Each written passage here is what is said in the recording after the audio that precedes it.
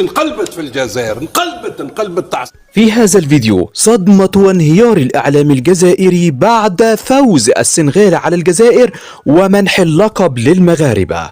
في هذا المشهد ستدمع عيونكم من كلام السنغال: أخذنا حق إخواتنا المغاربة في حقهم في الشان. قندوسي يستعد لتنفيذ الركلة، أحمد قندوسي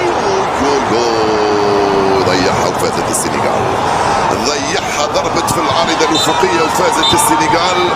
الله يا ناس، بجد لما تشوفوا السنغال وهي بتقول الكلام ده دلوقتي في الفيديو. متابعينا الأعزاء، اللي حصل أول امبارح حصلت حاجة كبيرة جدا جدا لازم حضراتكم تكونوا عارفينها.